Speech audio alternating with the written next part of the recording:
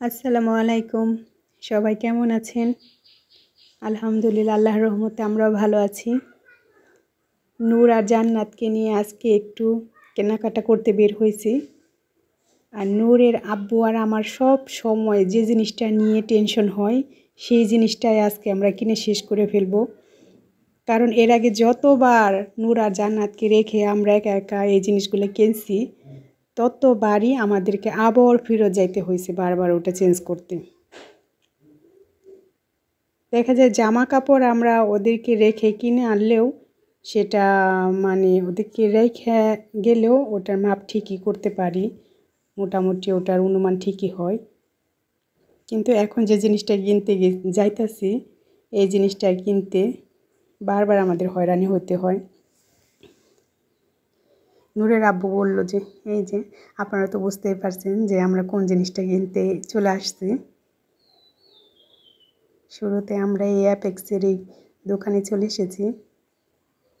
এখানে এসে জুতা দেখতেছি।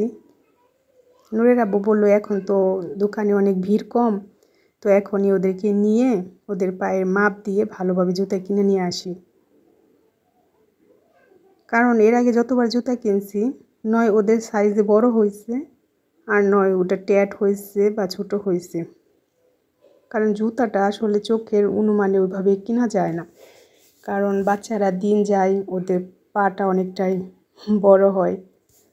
তো এই বছর যে সাইজে কিনা হয়েছে, আরেক বছর তো সেই সাইজ হয় না, তো আর ঝামেলা করতে চায় না। আর নূর জান্নাত তো বাহিরে গেলেও ওরা অনেকটা খুশি হয়। তো এখন মার্কেটগুলোতেও অনেক ভিড় কম, তো ভাবলাম যে ওদেরকে নিয়ে যাই, ওরাও একটু ঘুরবে, আনন্দ পাবে, আর আমরাও দেখা যায় কেনাকাটা করতে পারবো। দেখেন নূর জান্নাত অনেক খুশি, বলছে আম্মু তোমরা এখানে বসে থাকো, আমরা একটু জুতা দেখি। দুইজনে দুইটা পাখি চুপ করে বসে আছে। এই যে এখানে ছোট ছোট বাবুদের অনেক সুন্দর সুন্দর জুতা। এটা আমরা বাটা শোরুমে আসছি, দ্বিতীয়টায়। এখানে বাচ্চাদের জুতার কালেকশন প্রথম দোকানের থেকে একটু বেশি আছে। নূর ওরা আয়নার মধ্যে ওরা নিজেরে দেখতেছে আর বলতেছে মা এখানে সব কিছু, যে আবার ওটার ভিতরেও তো দেখা যেতেছে, ওগুলো কি? আমি বলতেছি বাবা এটা একটা হলো লম্বা আয়না। ছোট বাচ্চা তো নতুন নতুন কিছু দেখে, আর সব কিছু ওদের কাছে অদ্ভুত মনে হয়।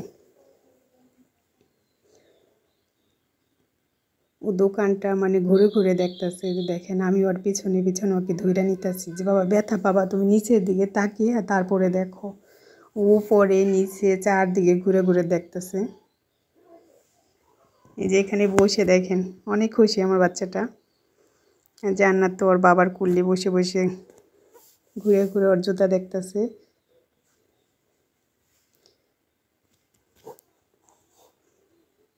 নূর যেখানে যাবে জান্নাতও পিছে পিছে যাবে ভাইয়ার সাথে, যে ভাইয়া এখানে বসছে, আমাকেও এখানে বসিয়ে দাও। নূরের আব্বুকে বললাম তোমার জন্য জুতা পছন্দ করো, কিন্তু কিছুদিন আগে এসে নিচে জুতা কিনে নিছে, তাই বললো যে না এখন আর নিব না। নূরের আব্বু জান্নাতের জন্য যে জুতা পছন্দ করছে, কিন্তু এটা ওর পায়ে অনেকটা ট্যাট লাগতেছে।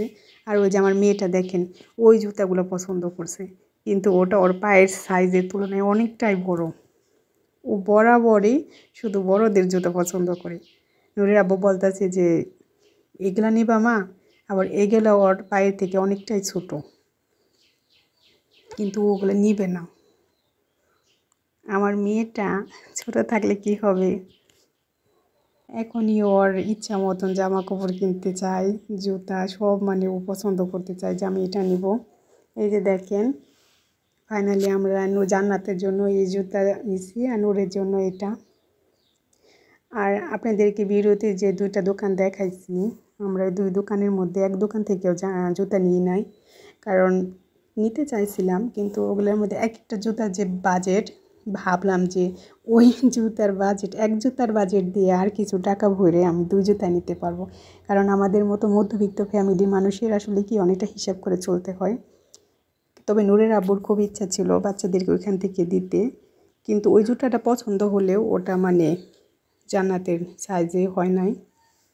আর নূরের জন্য ওরকম পছন্দ হয় নাই দেখে আর ওখান থেকে নেয় নেই। পরে বাহির থেকে আমরা এক দোকান থেকে দুজনের জন্য নিছি।